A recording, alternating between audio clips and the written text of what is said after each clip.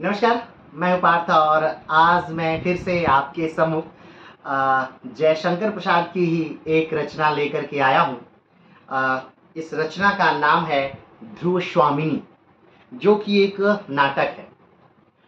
नाटक के संदर्भ में यानी कि ध्रुव स्वामिनी के संदर्भ में हम कुछ बातें करें, उससे पहले थोड़ी सी जयशंकर प्रसाद के बारे में हम बातें कर लेते हैं। जयशंकर प्रसाद का जन्म उत्तर प्रदेश के वाराणसी में हुआ था और अगर देखा जाए तो 1889 में जयशंकर प्रसाद जी का जन्म हुआ है। ये वही साल है जब हमारे देश के पहले प्रधानमंत्री पंडित जवाहरलाल नेहरू का जन्म हुआ है। और वाराणसी में जयशंकर प्रसाद के काल में ही एक और कथा सम्राट का जन्म हुआ था, जिनको हम मुंशी प्रेमचंद के नाम से जानते हैं। कहा जाता है कि जब मुंशी प्रेमचंद मरे थे 1936 में, तब जयशंकर प्रसाद उनके घर पर थे और उन्होंने कहा था कि आज हिंदी साहित्य मर गया, आज हिंदी साहित्य की अर्थी उठ गई। और उसी के लगभग एक साल बाद 1937 में जयशंकर प्रसाद की भी मृत्यु हो जाती है। जयशंकर प्रसाद ने अपने जीवन में बहुत सारी रचनाएं की, जैसे कि कामायनी, आंसू, लहर, झरना, तितली, कंकाल, ध्रुव स्वामिनी, चंद्रगुप्त, स्कंदगुप्त, बहुत सारी रचनाएं की। जयशंकर प्रसाद ने नाटकों में अगर देखा जाए तो ऐतिहासिक नाटकों पर विशेष जोर दिया। जयशंकर प्रसाद ने कुल लगभग 13 नाटक लिखे अपने जीवन में, जिनमें से 8 नाटक जो थे वो इतिहास को ही सजोए हुए थे। और उनमें से एक है ध्रुव स्वामिनी, जिसके बारे में आज हम चर्चा करने वाले हैं। हाँ, आज हम जिस नाटक के बारे में चर्चा करने वाले हैं वो इनकी एक रचना ध्रुव स्वामिनी है। तो इसकी कथा वस्तु बता दीजिए। ध्रुव स्वामिनी की कथा वस्तु बड़ी मजेदार है, लेकिन ध्रुव स्वामिनी को समझने के लिए थोड़ा सा हमें इतिहास में जाना होगा, और इतिहास में भी हमें जाना होगा गुप्त काल में। अगर प्राचीन इतिहास काल में देखा जाए तो 3 ही राजवंश सबसे बड़े बड़े राजवंश थे, एक मौर्य काल, एक गुप्त काल, एक वर्धन वंश। और उसमें से जो दूसरा राजवंश है यानी गुप्त काल, उस समय की कथा वस्तु को सजाए हुए है। सबसे पहले तो ध्रुव स्वामिनी के नाम पर ही चर्चा कर लेते हैं। ध्रुव स्वामिनी जो ये नाम है, ये ध्रुव देवी के नाम पर है। यानी इस कथा का नायक एक नायिका है। हाँ, ये बात सही है। ये कथा की जो हीरो है, मेन लीड रोल में, वो एक हीरोइन है। चूंकि हम लोग जो फिल्मों को देखते थे अपने बचपन में, उसमें अधिकतर जो हीरो लीड रोल में हुआ करता था वो एक हीरो होता था, एक मेल होता था, नायक होता था। लेकिन इसमें ध्रुव स्वामिनी जो है वो एक नायिका है। तो अब ध्रुव स्वामिनी की कथा वस्तु क्या है, इसको थोड़ा सा जानते। पहले नाम तो हमने बता ही दिया कि जो ध्रुव स्वामिनी है वो रामगुप्त की पत्नी है। और रामगुप्त कौन है, तो रामगुप्त जो है वो समुद्रगुप्त के बड़े बेटे हैं। और चंद्रगुप्त द्वितीय जो हैं, जिन्हें शकार के नाम से लोग जानते हैं। अब इतिहास का टॉपिक है, उसे छोड़ दीजिए कि कौन शकारी रहा कौन शकारी नहीं रहा, क्योंकि बहुत सारे शकारी आए हुए हैं भारत में। तो ये 2 समुद्रगुप्त के लड़के हैं, एक रामगुप्त और एक चंद्रगुप्त द्वितीय। जब समुद्रगुप्त की मृत्यु होती है तब रामगुप्त गद्दी पर बैठ जाते हैं और उनकी पत्नी है ध्रुव स्वामिनी, और इसीलिए इस नाटक का नाम भी ध्रुव स्वामिनी है।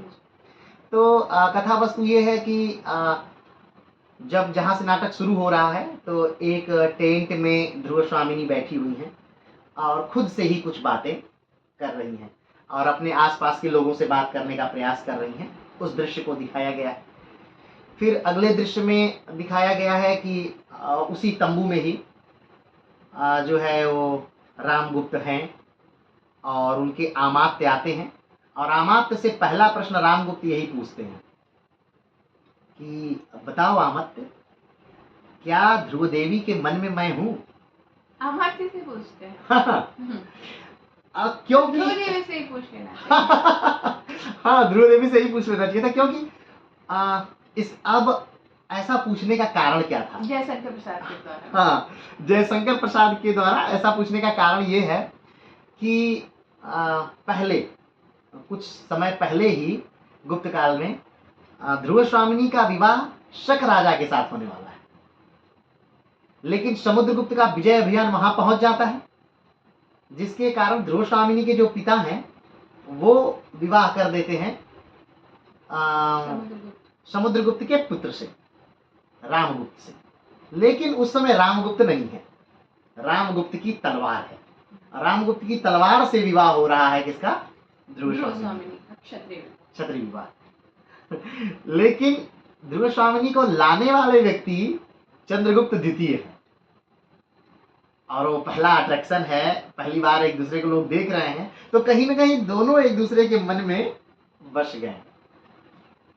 और रामगुप्त को ये लगता है कि कहीं ना कहीं रामगुप्त को पता चल ही जाता है, तो रामगुप्त को ये लगता है कि क्या मेरी पत्नी मुझसे प्रेम करती है या चंद्रगुप्त से ही प्रेम करती है। अमात्य इस बात को काट देते हैं। अमात्य कहते हैं कि हम दोनों तरफ से क्या हो गए हैं, घिर गए हैं शक, तो हमें चाहे लड़ना है और चाहे संधि करना है। तो उन्होंने कहा कि क्या संधि उन्होंने भेजा है, संधि प्रस्ताव उन्होंने भेजा? तो हाँ, संधि प्रस्ताव शकों ने भेजा है। तो रामगुप्त आश्चर्य में है, क्योंकि कभी विजेता की तरफ से संधि का प्रस्ताव नहीं आता है। तो कहा कि भाई विजेता की तरफ से संधि का प्रस्ताव क्यों आ रहा है? भले वो विजित अभी नहीं हुए हैं, लेकिन कहीं ना कहीं वो बढ़ोतरी में है, क्योंकि दोनों तरफ से वो घेर लिए हैं इनकी पूरी सेना को। तो उन्होंने कहा कि क्या है संधि में? तो अमात्य बताते हैं कि संधि में है कि आप अपनी पत्नी को दे दीजिए, सकाली, हाँ, शक राजा को दे दीजिए। और सिर्फ अपनी ही पत्नी को नहीं, बल्कि आपके जितने सामंत हैं उनकी भी पत्नियों को उनके सामंतों के लिए दे दिया जाए। तो अब ये बात कहीं ना कहीं बहुत उत्तेजक बात है। अब एक क्षत्रिय तो ऐसी बात सह ही नहीं सकता, और शक राजा को पूरी तरह से ये उम्मीद है कि ये बात गुप्त नहीं मानेंगे, और उसने एक तरह से ये कहा जाए तो इसलिए प्रस्ताव भेजा है क्योंकि संधि का प्रस्ताव भी हम भेज दिए, ये भी हो जाएगा हम संधि का प्रस्ताव भेजा है, और हमें ये भी मिल जाएगा कि मारने का कारण मिल जाएगा कि संधि उन्होंने नहीं मानी। लेकिन रामगुप्त के लिए बड़ी बात नहीं है। अब वहां ध्रुव स्वामिनी है, ध्रुव स्वामिनी कहती है कि क्या मुझे आप भेजेंगे? तो अमात्य कहते हैं कि राज्य के लिए कितने भी सेनापति, कितने भी महादेवी, महादेवी का यानी जो सर्वोच्च रानी होती है राजा की, उस समय महादेवी के नाम से उसे संबोधित किया जाता है, कितने भी महादेवी हो, कितने भी अमात्य हो, राज्य के लिए सब कुर्बान है। तो कहता है कि और राज्य सबसे आखिर में, यानी राज्य की कुर्बानी सबसे आखिर में दी जानी चाहिए, उससे पहले अगर किसी की कुर्बानी हो राज्य के लिए तो दे देनी चाहिए। तो ध्रुवदेवी कहती है कि नहीं, मुझे नहीं भेजिए, और अगर आप कहेंगे तो मैं चली जाऊंगी इस राज्य से, लेकिन मुझे भेजिए नहीं। तो अमात्य कहते हैं कि तब तो संधि ही खत्म हो गई। अगर आप ही नहीं रहेंगी तो फिर संधि ही किस बात की होगी? तब अब अंदर से बहुत बौखला गई है ध्रुव स्वामिनी, ध्रुव देवी, और बौखला के कहती हैं कि मुझे एकांत चाहिए, और मुझे राजा से अब कोई बात नहीं करनी, मुझे अपने पति से बात करनी। तो बाकी सब लोग बाहर जाते हैं और राजा भी जाने लगते हैं। तो बहुत जोर से डांटती हुई रुको की आवाज से कहती है रुको। ध्रुव स्वामिनी रोकती है कभी। तो राजा पूछते हैं, रामगुप्त पूछे तुम मुझसे क्या बात करोगे? तब बहुत विफल हो जाती है और उनके पैरों पे गिर जाती है और कह रहे हैं कि मुझे ऐसा ना करिए, मुझे भेजिए नहीं। कहते नहीं, और कोई उपाय ही नहीं। तो कहा कि क्या मैं आपको प्यारी नहीं हूं? तो कहते कि तुम मुझे प्यारी हो, लेकिन मैं अपने आप को ज्यादा प्यारा हूं।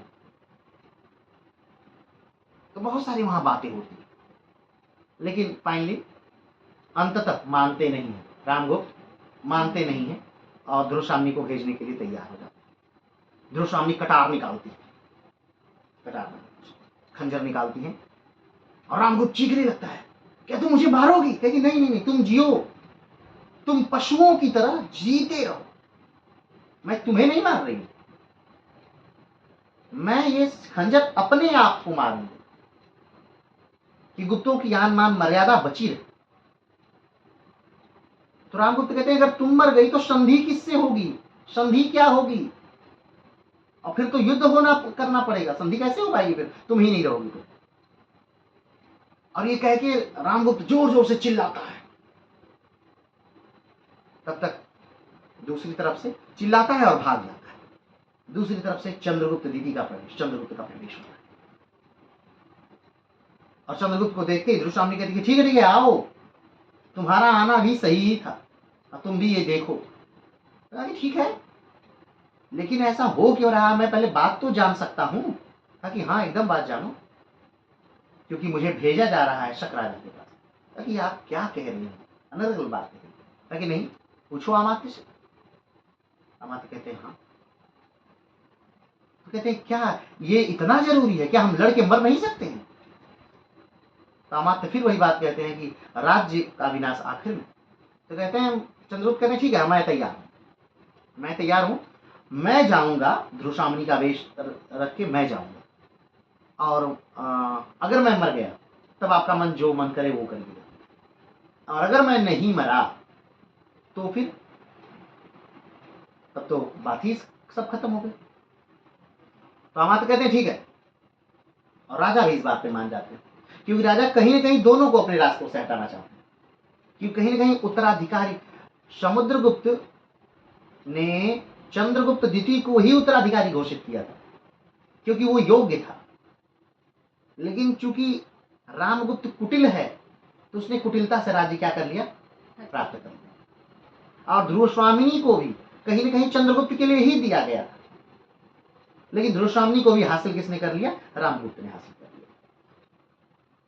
तो अब जयशंकर प्रसाद की नजर में हाँ, इतिहास में अलग अलग मतभेद है। अब जैसे कि जयशंकर प्रसाद इतिहास क्या कहता है, इतिहास कहता है कि चंद्रगुप्त अकेले गए थे, शक राजा के पास अकेले जाते हैं और उसे मार करके आ जाते हैं।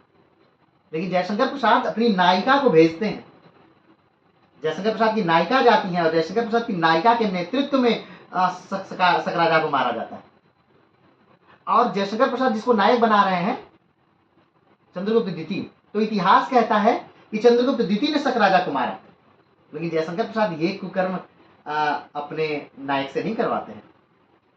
वो कहते हैं कि जयशंकर प्रसाद के ओपिनियन में कि अगर एक नायक अपने भाई को मार के गद्दी पर बैठेगा तो नायक कैसे, वो नायक तो हो ही नहीं सकता। ये भी बात मतलब जयशंकर प्रसाद की बात छूने वाली लगती है कि हाँ ये बात तो सही है।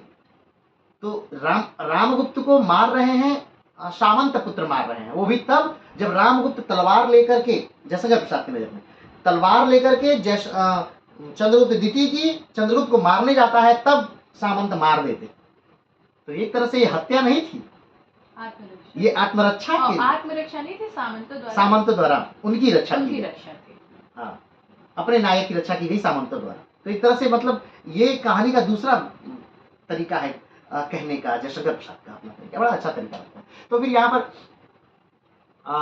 राजा भी निकालना ही चाहते हैं दोनों को, ध्रुवस्वामिनी को भी अपने जीवन से निकालना चाहते हैं और चंद्रगुप्त द्वितीय को भी अपने जीवन से निकालना चाहते हैं।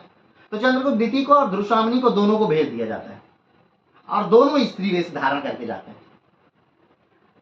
अब दृश्य खत्म था। पहले तो एक बात और जान लीजिए कि ये जो नाटक है, ध्रुवस्वामिनी जो नाटक है, ये नाट्य अभिनय की दृष्टि से बड़ा सरल नाटक है, क्योंकि सिर्फ इसके 3 दृश्य ही है। इनकी जो पात्र संख्या है वो बहुत कम है।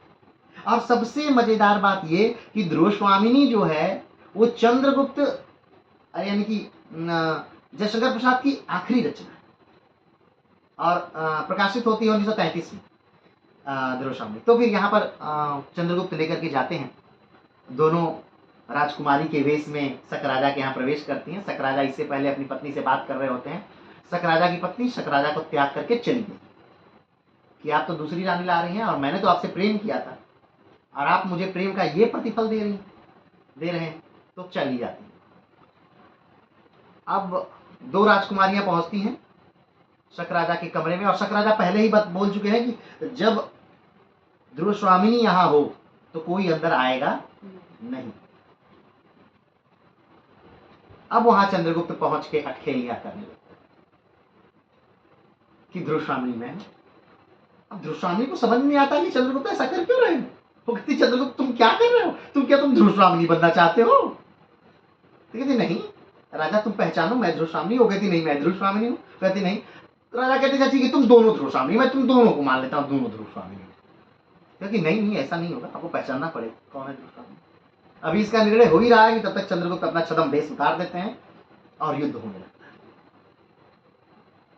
और राजा को शक राजा को मार दिया जाता है।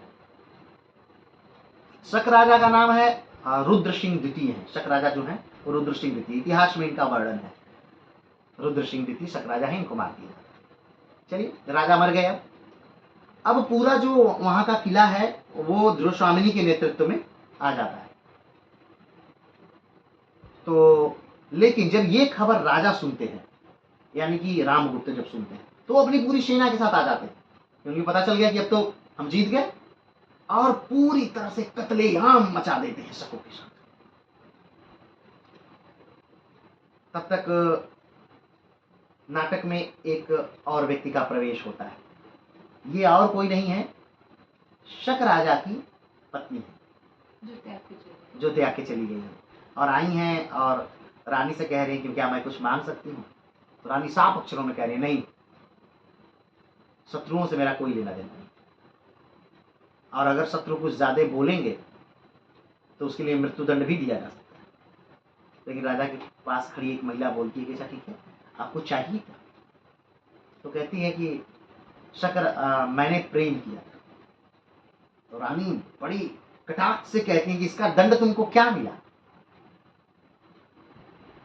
और ये जो वहां पे जो वाक्यांश है बड़े प्रभावित करते हैं वहां जश्न प्रसन्न। फिर आगे बढ़ते हैं तो रानी कहती ठीक है आपको शव चाहिए शक राजा का, तो आप शव को लेकर के जा सकते हो। शव लेके अभी जा ही रहे हैं वो, तब तक दूसरा एक सेवक आता है और बोलता है कि जो शव लेकर जा रही थी महिला, उनके गुरु, उन दोनों लोगों को मार दिया गया। किसने मरवा दिया? रामगुप्त के आदेश से मार दिया गया। तब इस पे जो सामंत लोग हैं वो नाराज जाते हैं, कहते हैं बताइए ये तो गलत है, युद्ध में एक महिला को मार दिया जा रहा है, एक महिला को दूसरे के यहाँ भेज दिया जा रहा है, ये तो गुप्त परंपरा के ही भी मतलब अनादर है एक तरह से, गुप्तों का मान मर्यादा सब खत्म। तो कहा जाता है कि आप चंद्रगुप्त सब लोग कहते हैं कि आप राजा बनिए, हम लोग आपको उनके साथ सामंत। तब तक प्रवेश होता है और सामंत भी बुरा बुरा रामगुप्त के लिए कह रहे होते हैं। तब तक रामगुप्त सुन लेते हैं और कहते हैं कि अच्छा फिर से कहो। रामात्य कहते हैं क्या तुम लोगों को भड़काया गया है कि किसी ने भड़काया है तुम लोगों को? तुरंत राजा आदेश देते हैं कि इन सबको बंदी बना लो। तो सारे सामंतों को और चंद्रगुप्त को भी बंदी बना दिया जाता है। अब इस पर ध्रुव स्वामिनी को एकदम अंतर्मन से आवाज आती है। ध्रुव स्वामिनी को कहते हैं कि क्या चंद्रगुप्त तुम कायर हो? ध्रुव स्वामिनी चंद्रगुप्त से हाँ, कहते हैं क्या तुम कायर हो? तोड़ दो ये फांस, ये जो बंधन है इसे तोड़ दो और मुक्त हो इससे।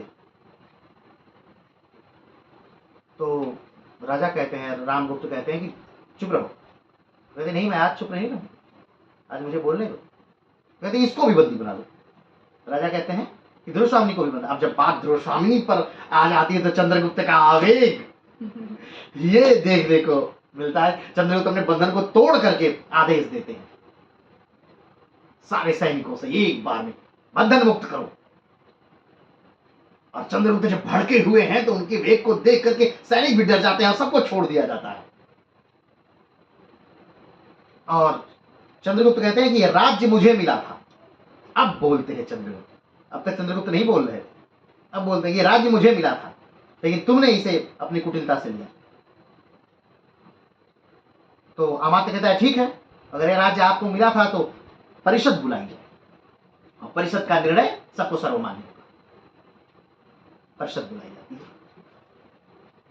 अब परिषद मिलकर के ये तय कर देती है कि नहीं, राज्य तो चंद्रगुप्त के ही पास रहेगा, असली उत्तराधिकारी तो चंद्रगुप्त ही है।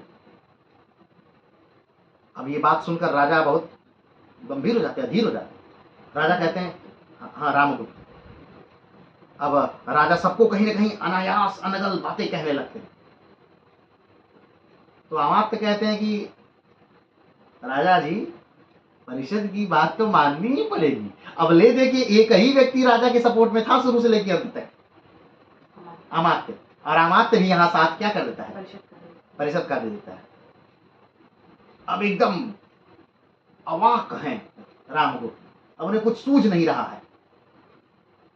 और चंद्रगुप्त से जाके पूछ रहे हैं, पास में जाकर पूछ रहे हैं कि क्या मैं हूं, क्या मैं नीच हूं, निम्न हूं, घटिया हूं।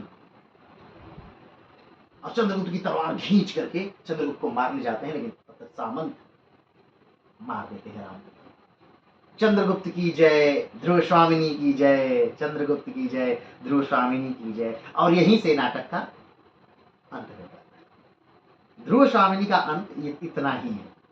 अब इसके बाद का जो है, मतलब इतिहास जो कहता है, वो क्या कहता है वो भी थोड़ा सा जोड़ दे रहे हैं कि ध्रुव स्वामिनी का विवाह हो जाता है चंद्रगुप्त के साथ, और वो चंद्रगुप्त गुप्त वंश को वहां ले जाते हैं जहां गुप्त वंश समुद्रगुप्त के समय में भी नहीं था। समुद्रगुप्त ने राजनैतिक वृद्धि की थी और इन्होंने सांस्कृतिक वृद्धि की।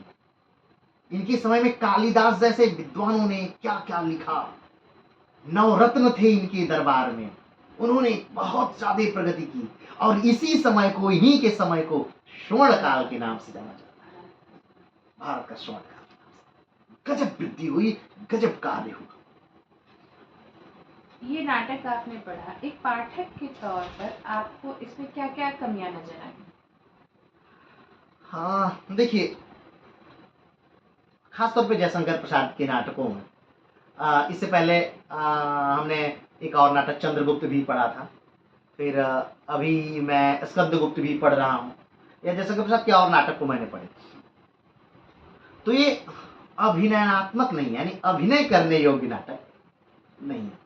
बहुत कठिन है इन पर अभिनय करना, या ऐसी किसी भी चीज पर अभिनय करना जो इतिहास में इतना ज्यादा अंदर हो, तो उसमें अभिनय थोड़ा सा, हाँ, क्योंकि अब अभिनय वो व्यक्ति तभी कर सकता है जब उसको इतिहास की वो बारीकियां पता हो।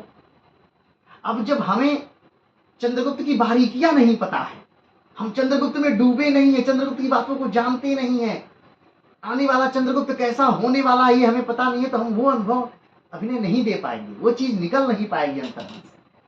तो अभिनय यानी कि बिना इतिहास जाने यदि इस नाटक को पढ़ेंगे तो पूरा मजा, पूरा आनंद भी नहीं ले हाँ हाँ हाँ हाँ, अगर हम इस नाटक को पढ़ भी रहे हैं बिना इतिहास जाने, पूरा इतिहास जाने, तो इस नाटक को पढ़ने में फिर आनंद नहीं है। फिर तो हमें समझ में ही नहीं आएगा कि ये चंद्रगुप्त कौन है, रामगुप्त कौन है, समुद्रगुप्त कौन है, और इनसे हुआ क्या, मतलब क्योंकि ये नाटक कुछ अधूरा अधूरा तो भी तो लग रहा है कि मार दिया गया, तो मार देने के बाद फिर क्या हुआ, क्या नहीं हुआ। तो अगर आप इतिहास जान रहे हैं तो पूरी चीजें आपको बड़ा अच्छा लगेगा और हर एक चीज बहुत जोड़ेगा। दूसरा कि ये मैं नहीं कह रहा हूं, ये स्वयं ये बात जो थी ये इन्होंने कही थी, मुंशी प्रेमचंद्र ने जयशंकर प्रसाद के लिए कही थी, इनके नाटकों के लिए कही थी कि इनके नाटकों में राजतंत्र को बढ़ावा है। हाँ, सही बात है। वर्तमान परिदृश्य में नहीं कुछ लिख रहे हैं, वर्तमान परिदृश्य की समस्याओं को उठाकर नहीं लिख रहे हैं, ये पूरा, ये पुराने राजतंत्र को बढ़ावा दे रहे हैं, अपना अलग अलग स्थान। हाँ नहीं, हमने तो बस वो बात आपकी सही है, हमने बस बात बताई कि मतलब किस प्रकार से ये इनके नाटकों के बारे में कहा जाता है। तो उस समय के इनके नाटकों के बारे में बड़ा कटाक्ष करते हैं मुंशी प्रेमचंद कि भाई नहीं, हाँ, लेकिन ये भी कहते हैं मुंशी प्रेमचंद कि मद्रास में जाकर के अगर आप किसी से पूछेंगे तो वो भी जयशंकर प्रसाद को जानता है। और एक चीज और कि भाषा जो है बहुत कृष्ट है, भाषा बहुत ही कृष्ट है। आप हिंदी अच्छे से जानते हैं और उन हिंदी को अच्छे से सजोए हुए हैं तब आप नाटकों को पढ़ें, और या फिर तो हिंदी के डिक्शनरी लेकर के आपको ये नाटक पढ़ने पड़ेंगे, क्योंकि भाषा कठिन है, कृष्ट है। और एक बात और उनके नाटकों में कि काव्य की प्रधानता है हर जगह। जैसे कि स्त्रियां गाना गा रही हैं, कहीं और कोई गाना गा रहा है, कहीं कोई और गाना गा रहा है, यानी हर जगह हर क्षेत्र। और वो गीत ऐसा नहीं जैसे प्रसाद ने कहीं से उठा के लिख दिया, नहीं, वो इसी के लिए लिखे गए हैं, इसी के दृश्य हाँ, इसी दृश्य के लिए उन्होंने लिखा है। तो काव्य की खूब प्रधानता है। या फिर जैसे कि जब किसी फिल्मों की समीक्षा होती है तो नहीं कहते कि गाने अनायास ठूसे गए हैं, तो मैं यहाँ कह सकता हूँ कि हाँ, ये गीत अनायास ही जगह ठूस दिए गए हैं दृश्यामी में। ये भी एक कमी है। हाँ, मतलब जैसे पाठक के अधिकतर नाटकों में पाठक के तौर पर, क्योंकि हाँ, एक पाठक के तौर जब पढ़ता है तो वो उस लय को समझने में थोड़ा सा टाइम भी लगता है। एक गीत को अब वो एक बार में नहीं समझ पाता है, 2 बार 3 बार 4 बार, आप जब उसे रमता है तब उसे आनंद आता है। अगर ध्रुव स्वामिनी नाटक की बात करें तो ध्रुव स्वामिनी के अलावा और चंद्रगुप्त के अलावा, ये तो 2 मुख्य पात्र हैं, इनके अलावा आपको और मुख्य पात्र कौन लगा और क्यों? मुख्य पात्र 2 और हैं मुख्य पात्र के तौर पर, जिन शुरू से लेकर आखिर तक वो बने हुए हैं, और उनकी मृत्यु से ही ध्रुव स्वामिनी खत्म हो जाती। एक रामगुप्त, दूसरा अमात्य।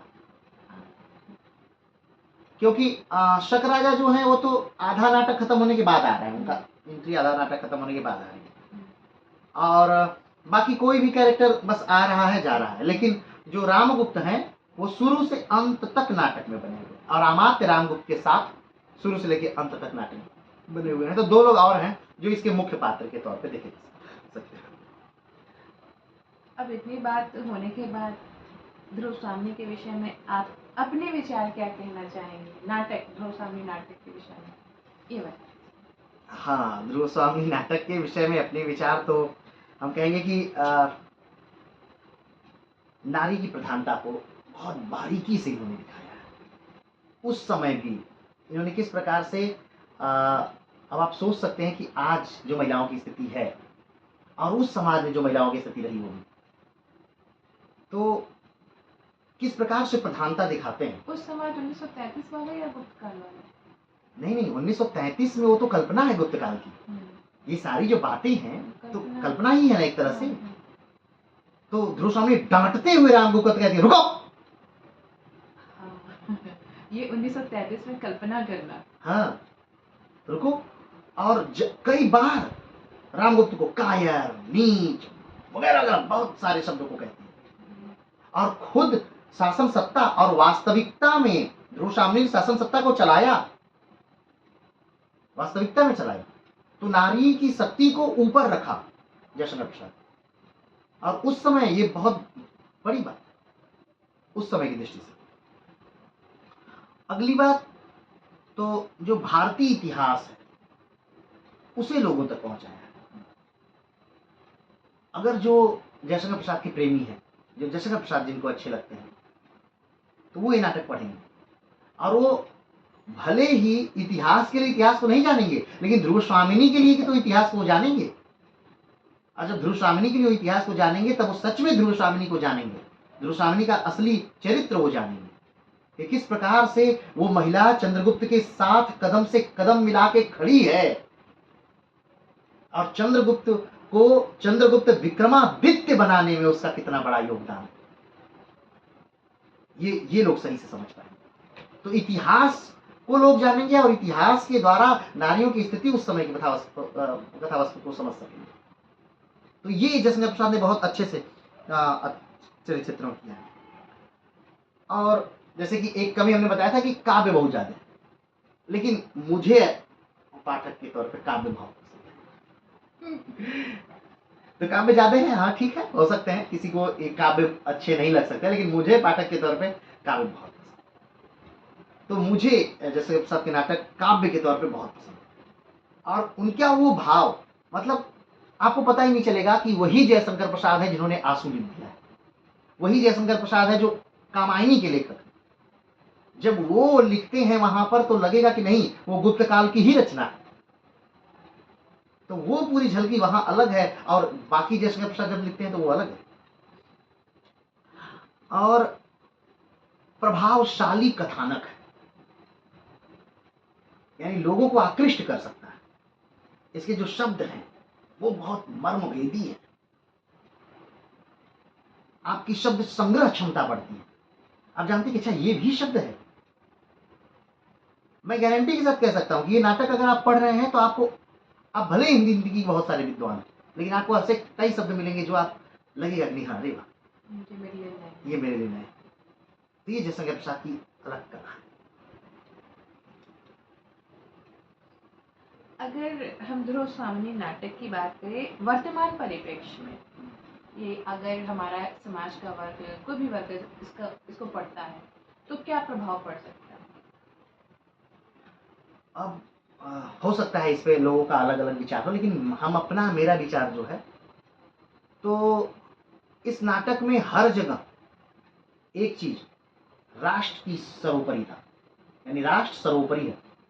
और राष्ट्र, हाँ, राष्ट्र सर्वोपरि है और राष्ट्र के लिए बलिदान की सर्वोपरिता, कि राष्ट्र के लिए हम क्या कर देंगे, बलिदान कर देंगे। अगर गलत है तो गलत को गलत बोलने की सर्वोपरिता। अमात्य भी आखिरी में बोलता है रामगुप्त से कि नहीं, परिषद का निर्णय तो मानना ही पड़ेगा। हाँ, मैं आपके साथ हूं, एकदम हूं, और सही बातें मैं कहूंगा। हाँ, सही बात है कि कई ध्रुव स्वामिनी को कुर्बान किया जा सकता है राज्य के लिए, कई सेना नायक को कुर्बान किया जा सकता है, कई अमात्य को कुर्बान किया जा सकता है, लेकिन जब बात परिषद की आएगी और परिषद राजा बना रहा है तो आपको परिषद की बात माननी पड़ेगी। राष्ट्र की सर्वोपरिता है, देश प्रेम की भावना है, और अगर राजा गलत है तो उसे काटने और तोड़ने के अभी विधान है। नारी को उठाया गया है, यानी कि बहुत यहाँ पे जैसे कि लीड रोल में नारी को रखा गया है। जब चंद्रगुप्त शक राजा को मारते हैं और किला जब कंट्रोल में आता है तो चंद्रगुप्त के कंट्रोल में नहीं है वो किला, वो ध्रुव स्वामिनी के कंट्रोल में किला है। तो यहाँ ये दिखाया गया है। तो लोगों इससे जब भी कोई सीखेगा तो बड़ी बेहतरीन चीजें ही सीख रहा है। कोई बुरी सीख इससे कहीं भी समझ में नहीं जा रही। और सबसे इंपॉर्टेंट बात कि वो इतिहास से जुड़ रहा है, अपने गौरव से जुड़ रहा है। क्योंकि आज के समाज में जहां लोग सच में इससे भाग चुके हैं, हम ध्रुव स्वामिनी की बात नहीं कर रहे हैं, किताबों की बात कर रहे हैं। सच में किताबों से लोग भाग चुके हैं, किताबों से दूर हो चुके हैं। अब जमाना रील्स का, मोबाइल्स का है, और मोबाइल पर भी किताबें पढ़ने का युग नहीं है। किंडल जैसी चीजें भले आएंगे लेकिन किताबें पढ़ने का युग नहीं है। तो आज के समय में भी ध्रुव स्वामिनी बड़ी योग है, बहुत ज्यादा, और इतिहास से जोड़ती है लोगों और अपना इतिहास पढ़ने के लिए प्रेरित करती है। कुल मिला कर जयशंकर प्रसाद की ये रचना ध्रुव स्वामिनी वर्तमान में हमारे समाज के लिए वरदान है। हाँ, जयशंकर प्रसाद की रचना ध्रुव स्वामिनी सच में समाज के लिए वरदान है, और मैं चाहूंगा कि सब लोग कम से कम एक बार ध्रुव स्वामिनी को जरूर पढ़ें। इसकी कहानी जानने के लिए नहीं, इसके शब्दों को जीते हैं, किस प्रकार से एक शब्द दूसरे शब्द से टकरा रहे हैं। इधर से शब्दों के बाण छोड़े जा रहे हैं और उधर से शब्दों के बाण छोड़े जा रहे हैं, और दोनों बाण टकरा रहे हैं। वाह, क्या मजा आ रहा है, उस सब सच में मजा आ रहा है।